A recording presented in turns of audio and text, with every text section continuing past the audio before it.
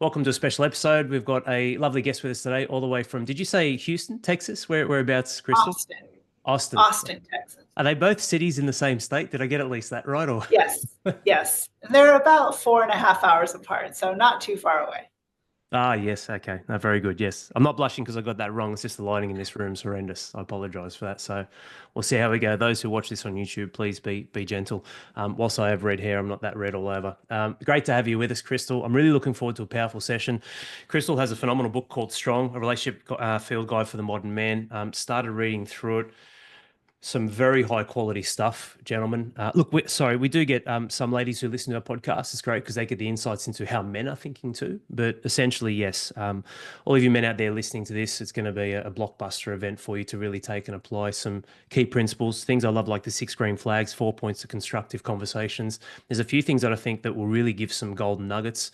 But I believe, Kristal, this may be the first of many sessions together. So I guess instead of trying to push too hard and saturate the men or overwhelm them, possibly doing an overview and touching and going granular on a couple of things will be epic for today. But I really appreciate you giving the time. Men, I can't stress this enough. You're going to get some really valuable insights with Kristal, and especially with the opposite sex. And that's not a pig-headed nature one way or the other. It's just that with Kristal's field of expertise and what she's done, it's something that, regardless of how much I can connect with you, men, she'll be fantastic for you today to then take and apply in your life. But I guess I'd love to start with yourself, Kristal. A bit of introduction and really an overview of what led you into the space that you're currently in. Then we can deep dive on a couple of key points. Sure, absolutely. So I am a licensed marriage and family therapist. I have a private practice. I work with individuals, but a lot of couples, right? So being a family therapist, my focus is very much on relationships. And how I started in this, it kind of was very personal. My own story is I was trying to date and not having a lot of success. And then I met my husband and I realized, oh gosh, I really want this relationship to work. So I went to therapy myself. I ended up working with a marriage and family therapist and realized that I was getting a lot out of my work with him and decided I wanted to do the same. So I went to school, became a marriage and family therapist, and here I am. And then while I was in school, that was something else I noticed is that, although I had worked with a male therapist, overwhelmingly, many people who are counselors and therapists are women. And so women tended to have a pretty good idea of what women's issues were, especially when it came to relationships. And so, in talking with my peers going through school, I heard a lot about, what women are going through, what women are dealing with, the struggles of, mothers and, women in society. And it was just kind of an awareness that I had was, well, who's talking about what's going on with men? And also, my husband is also a veteran and first responder. And so, I was kind of between these two worlds of, I'd go to school and I was surrounded by women, and then I would, go hang out with my husband and his friends, and it was all very masculine.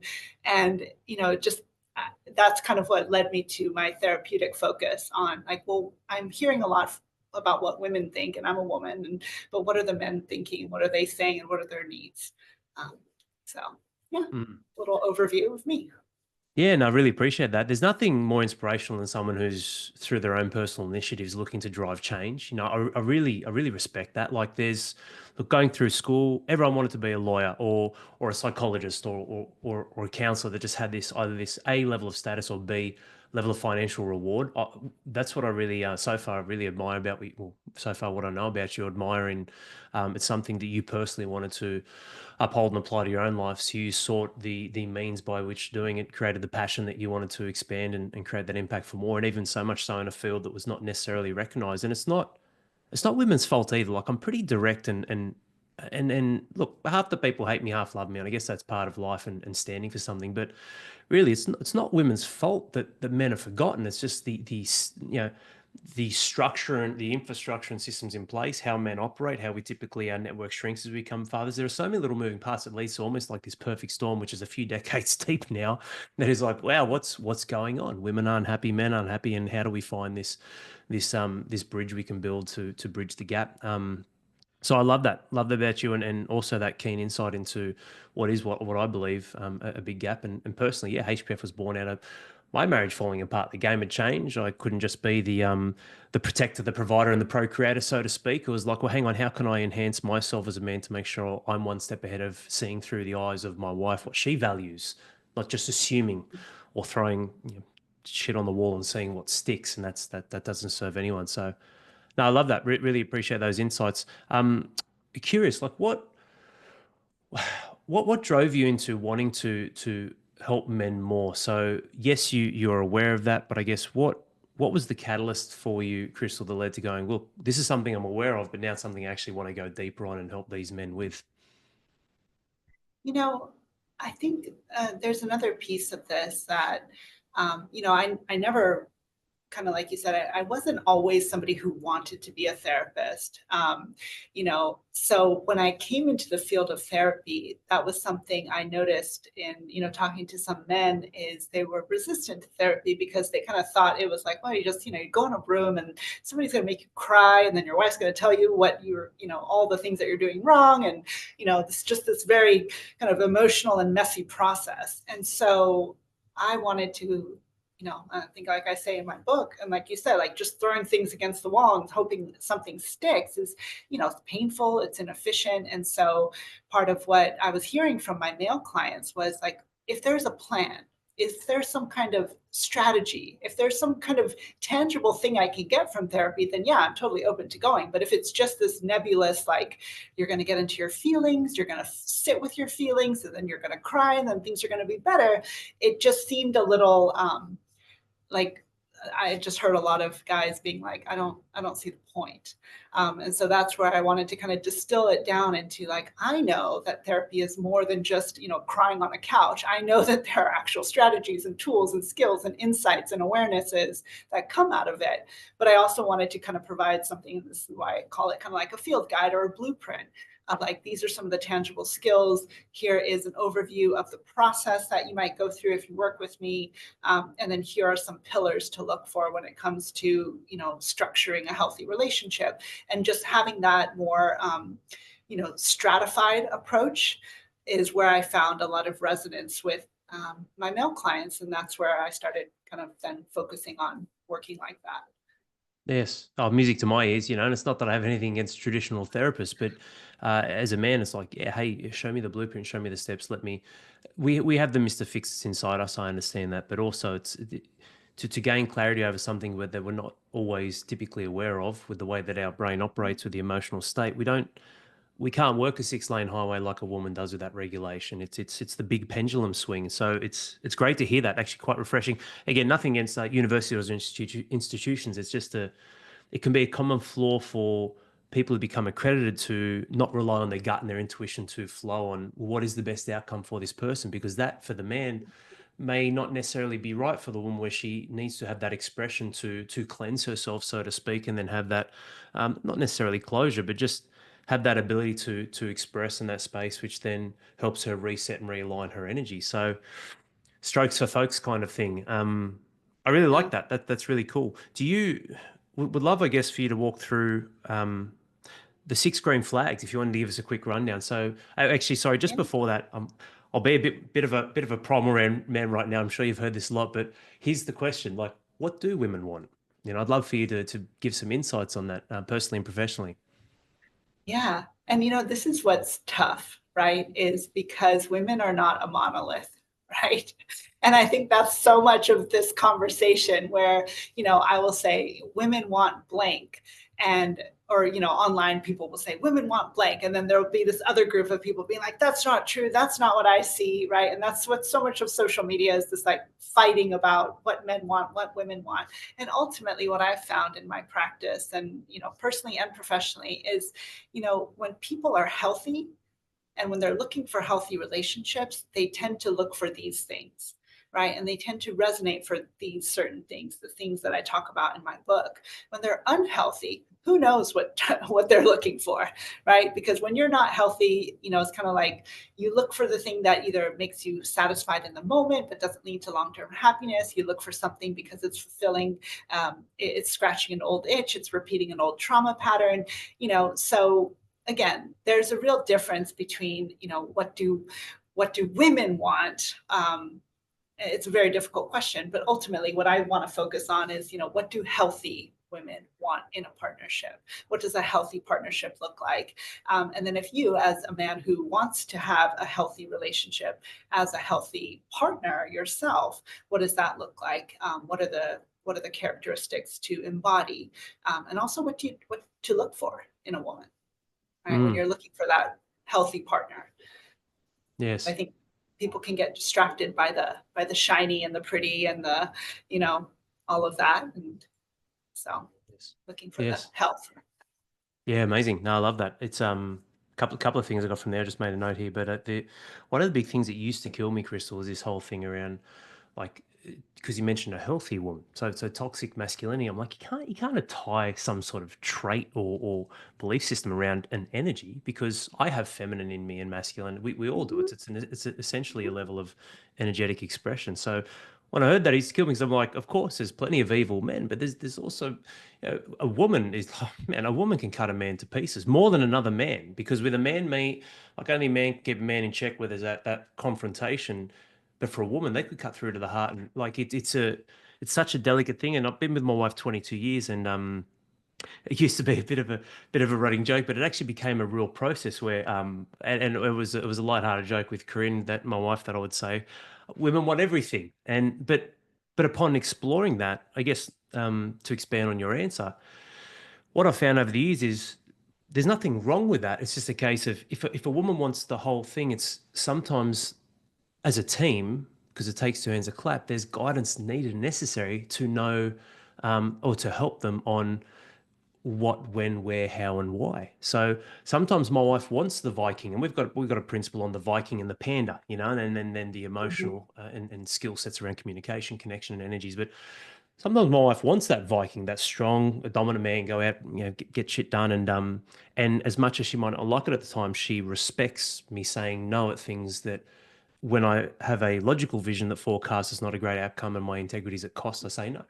Then there's other times I'm the puppy dog, it's like, hey, let's go with the flow.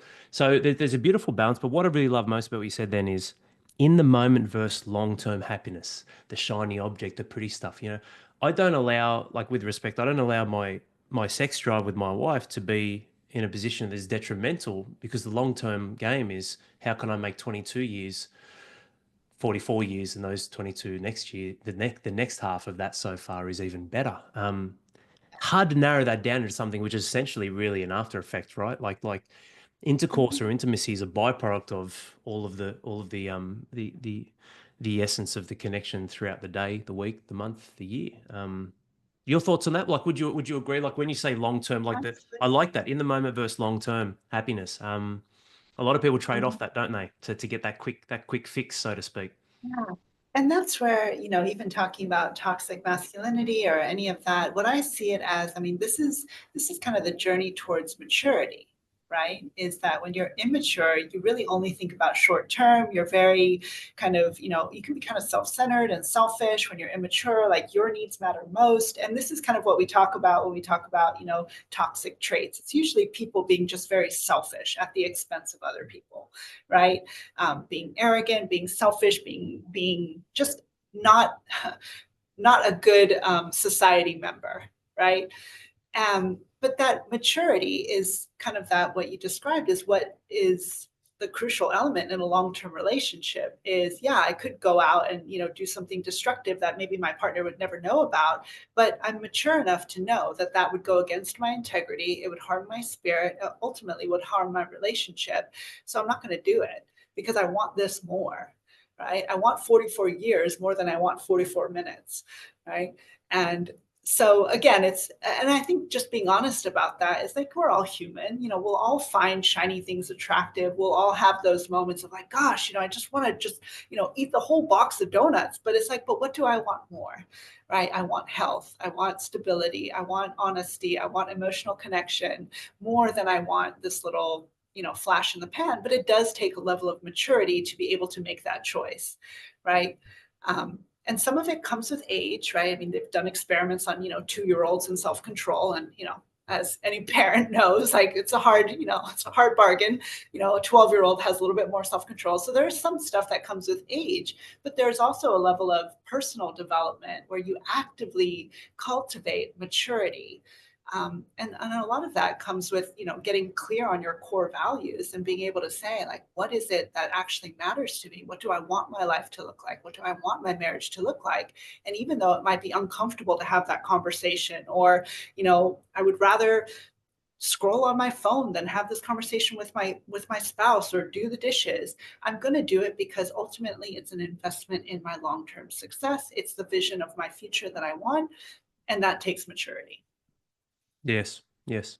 So the end, and love that. The answer might be in the six green flags, but I guess my question on behalf of the men would then be, you addressed it really well actually in the book. Um, but I'm doing everything and I'm providing so much, and I don't feel valued going above and beyond. But then the woman's like, he's not hearing me, he's not seeing me. So I guess what would be the advice or guidance to men who are the opposite? They're not necessarily selfish, or see, selfish is a funny term. Like sometimes with these men, I'm a bit hard, and I'm like, hey, you're selfish by not addressing what the needs are that are being met and just doing guesswork. You're selfish by being a martyr and killing yourself and giving your family less of you instead of saying a healthy boundary. Look, I need to go to the gym and have a half an hour outlet. So it's such an interesting sort of, like my friend calls it selfing, like it's a positive self investment. But yes, that is a real thing. But let's say the opposite. These men are too much of a martyr and give, but never enough. What I guess thoughts, strategies, advice on that situation? Because the men in HPF are very genuine, and the men listening to this, like they want to give so much, their heart, they want to pour out in their family. They're not. It's not a group of narcs or manpower. It's just like, no, I want to build a beautiful life with my wife and my children, and be the leader they need me to be. But that's what we're doing, right? We're helping them, but hopefully with your help too, that can go to another level again on the advice, strategies, and Yeah. guidance from yourself. And I think so. This is where, if we go back to what do women want, safety. That's the S. And so my book is called Strong, and Strong is an acronym, and these are the 6 pillars. And the first pillar is safety. And this is one of the things that I noticed as the big difference between men and women. Again, not saying that men don't care about safety, but often men are, I mean, again, this is science, right? Men are more likely to take risks. They're a little bit more adventurous. They, like, safety is not the highest thing on their priority list, if we look at, again, this, there's lots of research around this, but for women, it is fundamental, right? And this is just kind of embedded in the fact that, women generally are smaller than men. Women tend to be more vulnerable. Safety is like number one on women's list of what they're looking for in a partnership. Again, there are some women that, like, this is where some guys, they might be like, oh no, women want bad boys. It's like, yeah, but again, are those the healthy women that you're looking at? Are those our standard? Like, we're looking at, when women are looking to have a healthy partnership, the number one thing they want is a man who makes them feel safe. And this is where then sometimes men, they go, fine, I'll go to the gym, I'll get big and strong, I'll fight all the other guys in the neighborhood. And it's like, okay, yes, again, that is where the protector used to be very physical. And now, what most women are looking for in a partner is a guy who can make them feel emotionally safe. And that's really where it starts, with that level of self-awareness, that first pillar of safety that I talk about in the book. And that's where I think some of these guys that, like you say, they are givers and they're martyrs. I'm like, but you're not really providing safety, because there's a level of maybe not being honest about what your actual needs are, which is not being very self-aware. It's being self-neglectful, right? Mm. And so a guy that's not being aware of his own needs can also be a dangerous man and not a safe man, right? It's like, if you don't know your own weaknesses, you can't protect your family from those weaknesses, right? And so now, and as I talk about, is that, in the past, the dangers to a relationship were the wolves at the door, were the lions, were the neighboring tribes. Now it's porn. Now it's an emotional affair. Now it's workaholism. And so even if a guy is like, I'm killing myself for my family, it's like, are you self-aware enough to know when you're actually doing harm to your family?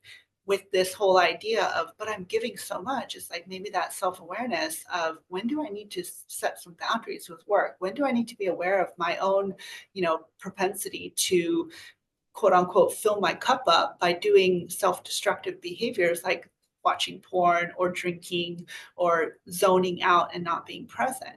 And these are the actual dangers that a modern relationship faces to the safety of the relationship. Couldn't agree more. And it's really important for you, man. That's a big one. If you either don't know and or but you don't identify and tie down and then look to dissolve your weaknesses, how can you protect your family against them? And you see that it's like the Trojan horse. Most of the disruption comes from within, and sometimes it's not even real. They're just stories that are fabricated, but then they become real. But how do we bridge that gap? Yeah, that self-awareness. Couldn't agree more. Like that's fantastic. And I think just for the men too, being primal is a part of our DNA. That's why it's so hard to shift gears. However, if you men want to look at the evolution of life to date, there is still that primal element, but the game has changed. That emotional safety is imperative for women. Why? Look at the psychological warfare.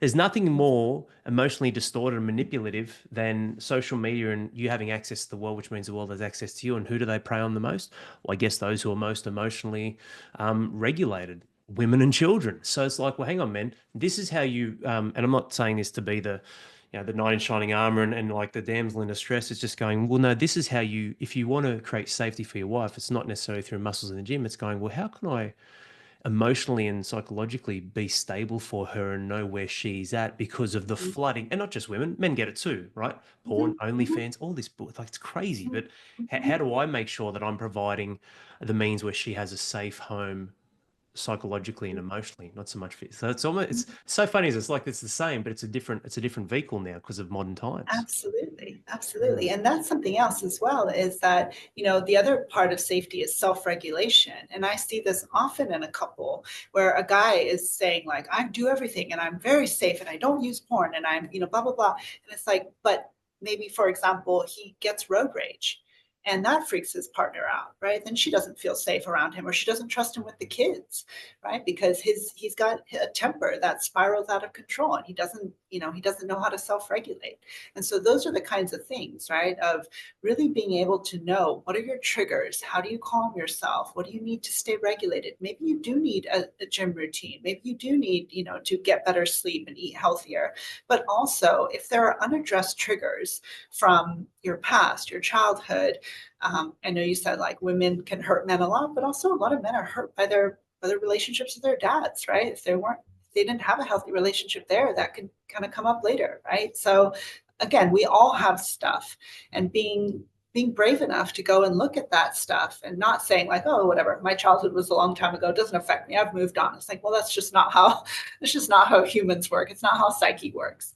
And relationship stuff tends to come back up in your own relationships, right? Like, as you probably talk about is, when men become fathers themselves, suddenly they might start, having some feelings come up about their relationship with their father. They might start feeling some kind of way about, having a baby or when their child gets to the next stage. All of these things, just being aware of how it's impacting you so that you can regulate yourself. Because if you, if you're trying to be the leader of your family, if you're dysregulated, your whole family's dysregulated. Unless then your wife has to step in and be the regulator because you can't. Right, which is another dynamic I see often where the woman then says, fine, I can't trust you. You're too dysregulated. You cause chaos. I have to be the safety of this family.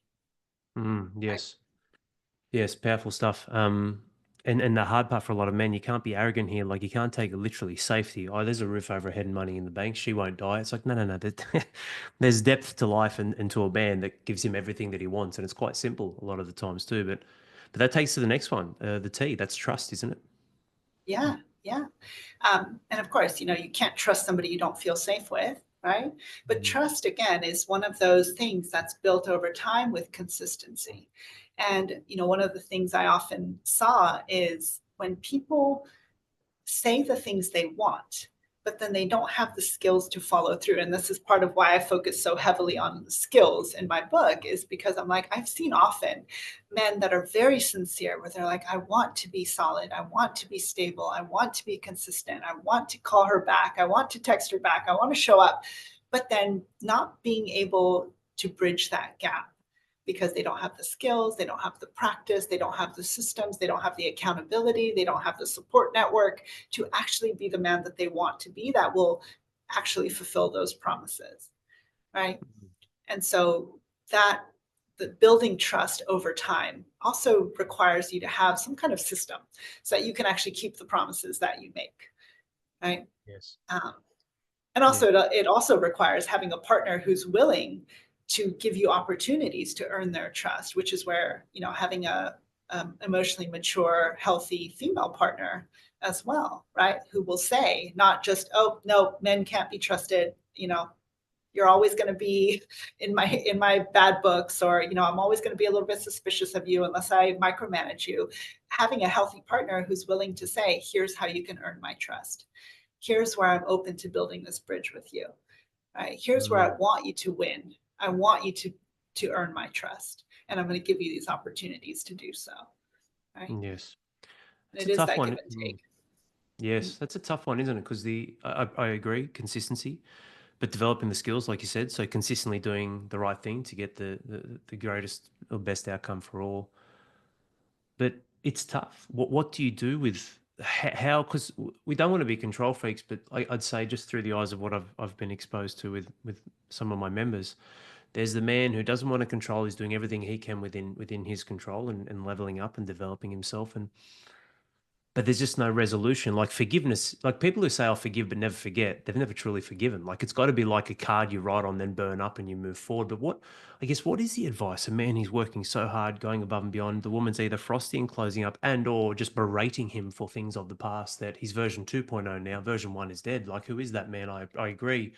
But I've fallen, I've gone on my sword, I've pulled off my sword, but surely redemption mode forever is not healthy for anyone. Like what's the advice there with that situation, Crystal?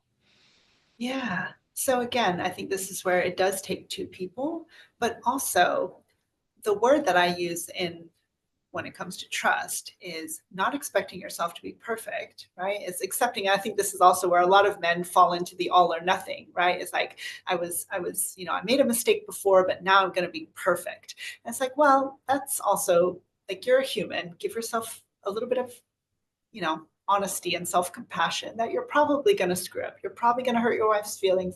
You're probably going to make a mistake. You're probably going to let her down at some point. But having the skills for repair, right? Repair is the key, is accepting that many ruptures will happen. I don't care how good of a partnership you are, there's going to be some point of friction because you're two different people at some point, right? You're going to disagree on something. There's going to be a miscommunication. Somebody's going to be upset. Having the skills to make repair, which is not just asking for forgiveness and asking for it to be put into the past, but it's saying, I recognize that there has been a rupture. What do we need to do to address it, to make sure it doesn't happen again? Again, that accountability. And what do we need to investigate about why it even happened in the first place? Again, just really getting into there's a whole process of repair, which then sometimes we need to then rinse and repeat, right? And like I talk about, it's like stitches. If you have like a little mini paper cut, it doesn't need a stitch. It might just need acknowledgement. But if there's been a betrayal of trust, that was like a deep wound in the relationship, or if there have been multiple betrayals of trust, you're going to need a lot of stitches. You're going to need a whole regimen of physical therapy. You're going to need a whole thing of what is it going to take to actually have repair so that this relationship can move on. It's not going to, it's always going to have a scar, but that it can actually be repaired so that we can move forward. Yes. Right. Yeah, valid points. Remove the element of perfection in your mind and then have patience. Like it's, Mhm. put it this way, with some men who there is still love there, and my wife and I, we're still there, but it's very hard. And I always pose this question: if I gave you a guarantee that in 18 months' time, with a 100% guarantee that you'd be reconciled, 2 years, 5 years' time, would it be worth? Of course, it's worth the wait. I'm 43. I've got two beautiful kids. I'd like 43 to 48. Okay, well, if we shot long there and said if you did everything and you had that one, so it's the perfection that self sabotages things, and then it's also calculating risk versus reward in wanting that outcome solved now because I'm a changed man, instead of going, well, hang on, if I guaranteed you in 2 years' time, would you put the effort? Oh, of course I would. It's like that old question, like if you knew that you could set goals with knowing deep down you could never fail, how big would you dream? That's what I try and pose to these men, because I think the perfection creates self sabotage and the lack of patience creates self sabotage. But it's this Absolutely. Yeah, but it's this delicate ecosystem, isn't it? Because as an organism, a man has needs, and that's not bound by sexual desires. It's just feeling wanted and valued. So it's a delicate one. Mhm. You're right. It does take two to tango. But that's Yeah. mm, mm. The And that's mm, Oh, I was gonna just tie on to that point of, sometimes the analogy I use, and I put it in my book, is like if you only ever played games that you knew you were going to win, like, is that really the kind of person that you see yourself as? Like, I can't take a risk. Like, I won't play the soccer game unless I'm guaranteed my team's going to win. Otherwise, I'm not going on the field. It's like, really? Like, come on, have a little faith in yourself. Like, you know, but also you got to go to practice. You got to learn the skills. You got to put yourself out there and trust that, the more you work at it, the better you get at it. And eventually you're going to start winning, right? yeah. You got to have your own back a little bit too. Yeah, no, look, agreed. I just leverage the timeline of, hey, if you did the work for 10 years, would it be worth the wait to more instill patience? Because you're right, nothing's guaranteed, but that's the gift of life itself, spending some time in the unknown because it's in that space where you make the truest discoveries, funnily enough. But yes, walk us through the rest. I mean, this is great. I know there's Okay. respect as well, isn't there? I think that's the R. Yes. So the R is respect. And what I always say is, this model is kind of divided into two parts of the STR, the safety, trust, and respect are the fundamentals of what a relationship needs to survive. The ONG, which is openness, nurturing, and generosity, is what a relationship needs to thrive, right? And so when I work with couples, I often see, people, and I kind of, when I do my assessment, can kind of divide them into these two categories, right? Are they coming in proactively looking, they have safety, they have trust, they have respect, they're looking to take their relationship to the next level, they're being proactive, they're looking at, what do we need to continue to foster openness? What do we need to nurture our family and make it really strong? What do we need to be more generous and loving with each other? There are couples that come in for that. And then there are couples that come in because they're in crisis, because they don't trust each other, they don't have respect for each other, and they don't feel safe. And these couples, it's really about like, is this relationship viable? Can it even survive? Because if we don't have safety, trust, and respect, it's pretty touch and go, right? Because ultimately, these are kind of the fundamental needs of humanity, right? Every human needs to feel safe. We also want to be able to trust our partners. Like, otherwise, what's the point of a partnership? And then also, we want to feel respected, right? And especially for men, what I heard a lot is, love and respect go very closely hand in hand, right? Is I want to feel like my wife looks at me with admiration, right? Is that there is that little element of like, I want to see that look in her eye where she looks at me and she's like, damn, that's my man, right? I have that, that's my hero, that's my guy, right? And I think that's a little bit of where that catch 22 is that then sometimes men hold themselves up to this like superhero standard, and they're like, I have to be perfect so that she looks at me like that. And ultimately, that's not it, right? It's like being a man of integrity, being a man who could admit when he's made a mistake. That really is like standing in your power and having that self-respect of like accepting I'm not perfect. I'm not a perfect man. I'm not a superhero. I'm human, and I can live within my own kind of integrity, and I can look at myself with respect, and ultimately I can command the respect of my partner because I've earned it, not because I've demanded it, right? And Mm, that's unfortunately where I see that sometimes with men, you know where they feel disrespected, but ultimately they are trying to demand that their partner or their children respect them, but they haven't done the hard work to actually earn it, right? mm, yes.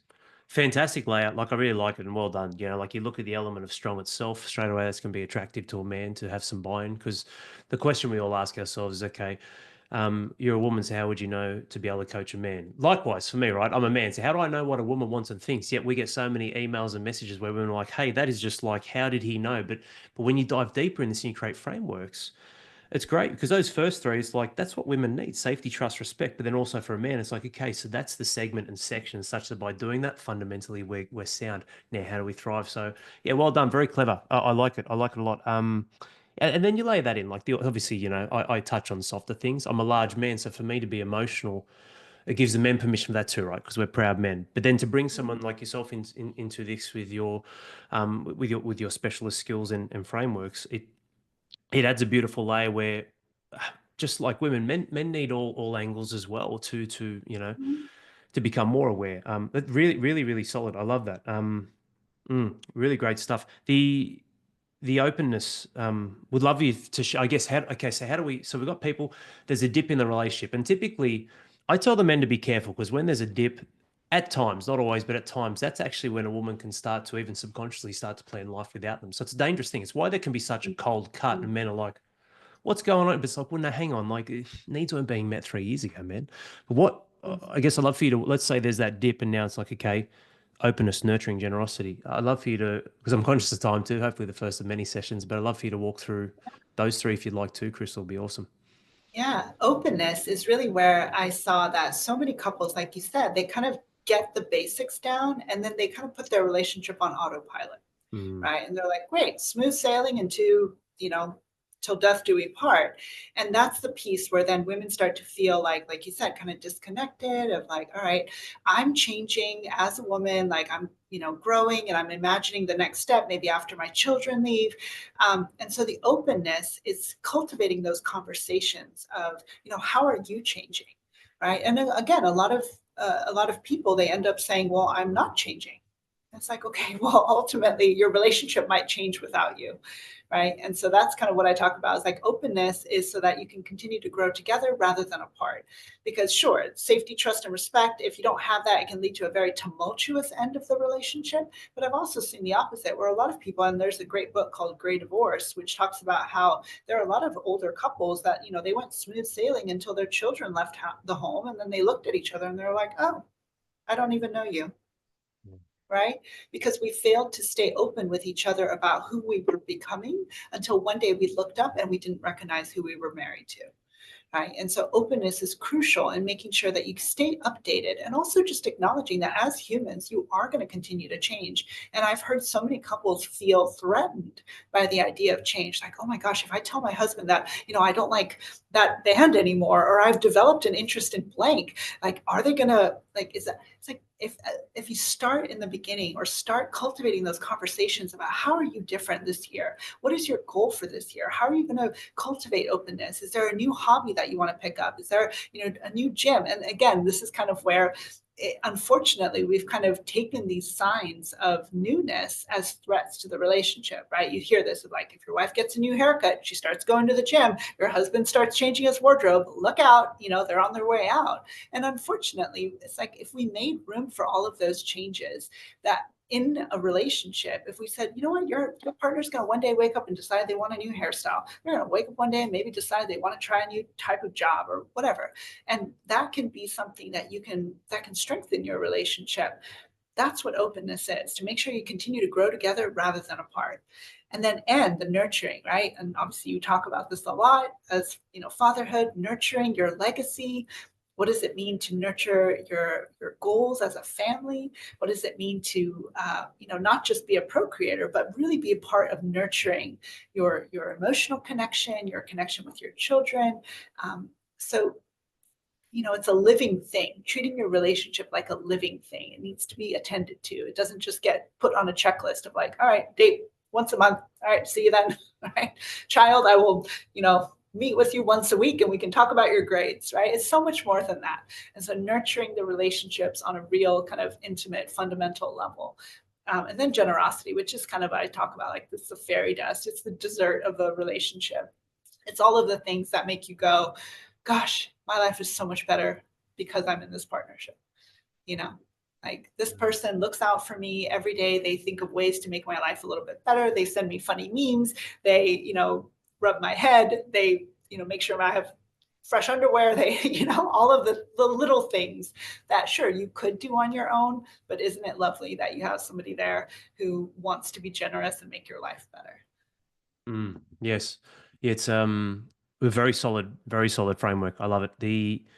That last part is really important. I find with a lot of our men, it's like, again, like you said, we don't want to be box checking, because then a lot of the times, unfortunately, men will apply these quote unquote strategies or tactics, but there isn't a foundation. It's almost like you need three levels. If I can lay the slab properly in the foundation, that I do this without expectation of a return or reward, I'm just an amazing husband. Like that's what generosity is, right? Like without expectations. It's a very good word.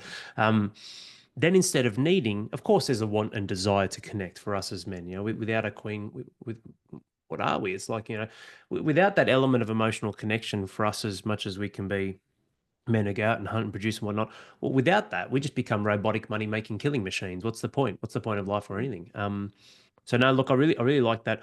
I guess our philosophy, Crystal, is people invest, even for men listening to this who aren't, say, members or on the inside. This is why we really over deliver and give value. Like, our philosophy is people invest when they see value, whether it's even just time and ears today of guys listening to this. But a person will continue to invest when they feel valued. I think that's really important. Like, if you've got to have both, otherwise there's just what a burn and churn of relationships, business or personal. Like, it's not the path. I really like that strong. Yeah, the whole process. Also, Yeah, sorry, you're right. You go. Yeah. oh, I just want to say, like, going back to that point of what you said about men that end up giving, giving, giving, I think that's also what I want to say is the G is the end. You don't start with generosity. And often I see this with men, right? Where they're like, I'm going to start, I'm going to love bomb her, I'm going to give her gifts, and I'm going to do everything for her, I'm going to make her life easy. And then it's like, no, that's the fairy dust. That's the last piece. You got to start with the safety, trust, and respect. Sometimes the harder work, right? It's like, yeah, I don't know, you can pick out the tile, but until you've laid the rebar, or, like, you got to start with the fundamentals, right? Yeah. So, Yes. yeah. That's powerful. Yeah, didn't even put thought into that, where actually the word itself, in some respects, of course, you can be nurturing and safe at the same time, but essentially, yes, the G at the end is a solid thing, because a lot of the times, through men trying to attain financial reward and or be invested in someone, quote unquote, a honeymoon period, they go above and beyond at either the cost of setting their own expectations that aren't valid, and or uh, corrupting, I would say, possibly, because we can all influence each other, right? But corrupting the woman's psyche, like the woman who always dates the bad boys, or the woman who always overdoes the makeup or surgeries or other things. And I've got no issue with that, but maybe it's unnecessary, because but that was a seed that was planted through the sphere of influence that said your entire value is based off your physical appearance. Like, this is a real thing. So what you mentioned Mhm. before, like, it's very important on influence, and both the man's part and the woman's part, because, like, well, hang on, am Mhm. I not setting the bar too high? Am I creating a distorted view of what a healthy relationship should be, because I'm giving her flowers and showering her in gifts? Yeah, really important point. Yeah, and that's where I think, I talk about it as well. It's like the difference between performance and personhood. Often unhealthy relationships overvalue performance from either partner, right? Either it's like, oh, what can you get me? What kind of money can you bring me? Or, how beautiful are you? What do you look like on my arm? It's like as a performative kind of strategy versus like I value you as a person and I'm invested in forming a personal connection. I value your personhood, right? And that's also, again, like you said, very societal. Often men are very much taught, right, that your money, your performance, your status is what's important about you. And again, really just coming back to no, ultimately your personhood is what's valuable, and finding a partner who will value that and will affirm that and will say, you are desirable because you are my person, not because of your status or your car or your wallet. And those are the kinds of relationships that ultimately are fulfilling in the long run. Yes, agreed. Agreed. Look, it's been a fantastic session, Crystal. Thank you so much for giving the time. Hopefully, the first of many. I guess to finish up that beautiful framework. There's plenty we can dive into in this book, but great way to start with the acronym of STRONG and what it entails and represents. But I guess to wrap up with, what would be like, well, I guess, yeah, your top one or two pieces of advice, action based or not, could be inner work, could be reflective, it could be writing, but, like, I guess, what would be your top one or two pieces of advice for men listening today to get the most value out of this session, and then look to start to create or initiate some change? Honestly, I think just what came up for me was like, give yourself a chance, right? I think sometimes it can feel really daunting, right, to make change, or, gosh, I've been in this marriage for so long, or these patterns have been there for so long. And, is change really possible? Some of these, narratives, it's like, give yourself a chance. You don't know what you're capable of until you try. And, maybe try a different way too. If you're like, but I have tried, it's like, well, maybe try a different tool, maybe try a different coach, maybe try a different strategy, but give yourself a chance. Give yourself a chance to have the life that you deserve and the love that you've always wanted. I love that. Yes, and we can't sit on our hands. I've tried. Tried what? What does that mean? You're in a different passage of Yeah. time now. Try something Yeah. and or try again. But yeah, it's so true what you mentioned then. Like there's a book that I'm reading called Psycho-Cybernetics. It's a great book, and the number one goal for all people is self-imagery. How are you seeing yourself? If you see yourself as the failure because you're not perfect in your relationship, or as the failure because your previous track record, if your previous existence, if your previous track record defined your existence, growth would be impossible. Yet here we are. Exactly. It's Yeah. like the ultimate part of life. So I love that because as much as we can create pain for women, of course. A lot of men suffer within, and it doesn't mean that your life's falling apart either. It's just those death by a thousand cuts, the little things that says, "Hey, Mhm. you don't deserve a chance." Where did that come from? Who just said that in my head? Mhm. It's like this Mhm. dialogue, which we all have. That little devil inside. It's like, no, you got to. I love that. Give yourself a chance. No, thank you so much, Kristal. Hope you've enjoyed this as well. It's been amazing Yeah. to get to know you and hear some more about this. It's a great book that I stole from Adam, so I'll make sure that I don't give it back to him because I'm going to enjoy it. But thank you so much. It's an amazing read so Absolutely. far, anyway. But yeah, looking forward to connecting again in the future. Thank you so much for having me. This was great.